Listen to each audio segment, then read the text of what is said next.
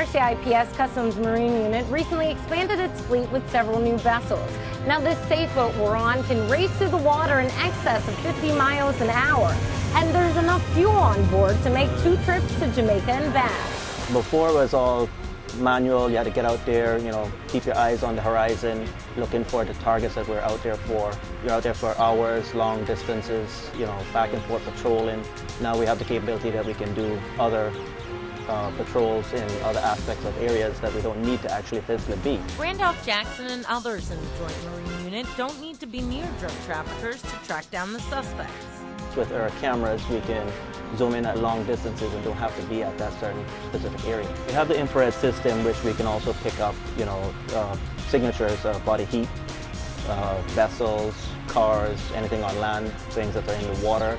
It's a great asset when you're searching for someone that's lost at sea, because their temperature is going to be a whole lot hotter than the water. There's a lot more demand upon us now. We have a lot more planned operations, and we have a lot more vessel assistance. Although it's a lot more work, there's a lot more assets backing up the unit. In all, 6 vessels patrol our waters. We took a trip on the newest additions, 2 38-foot fast interceptors dubbed Tornado and Knife and D, and a 65-foot patrol boat called the Cayman Guardian. It's a purpose-built patrol boat, and what I like about it best is that when it's really rough, you get a good, comfortable ride on this boat. We have other vessels that we use also, so it wouldn't be that we'll be out on this vessel every day. We try to keep using the other vessels also because there are different features on each vessel. So to keep everybody cross-trained and familiarized with all the buttons and how things work, we try to make sure that we share it up every day. We get some guys out on this vessel, some on the other vessels, or we just get all the other guys on one vessel and do training.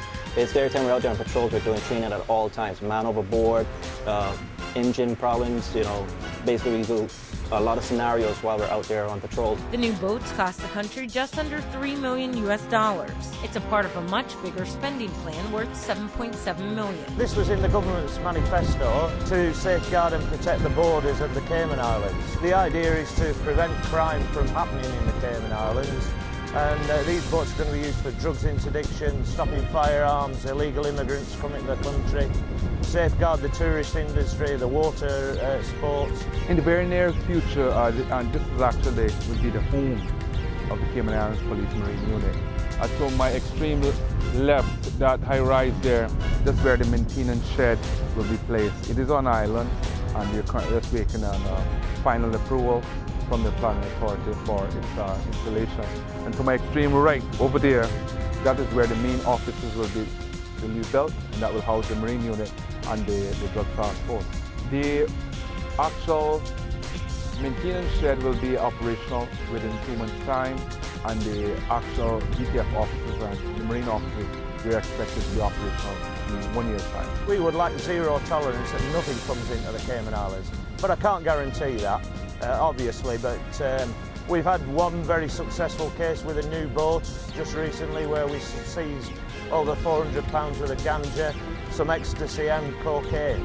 A very nice result. So that was with one of the new boats, and we were able to sneak up behind one of the fast canoes that came from Jamaica with the load on board and the people that were bringing it in.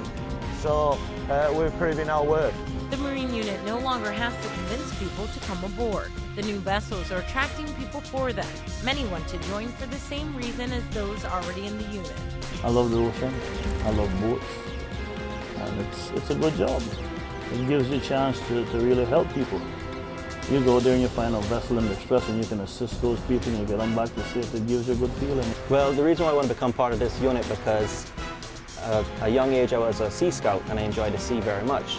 Also, I want to be part of enforcing the law and controlling what comes into my country because of my children and the young groups that's out there. I left this country when I was very young, and when I came back, versus where I was to where I am today in this country, I don't see the need for the violence that we're having. It's ridiculous. We're not a poverty country, so nobody has to fight for a plate of food at the end of the day. So I want to be part of that to stop what's going on. The young children are just basically killing each other for no reason. One of the vessels in the fleet, the Defender, will soon make a journey to Cayman Brac. That's where a smaller marine base is being built.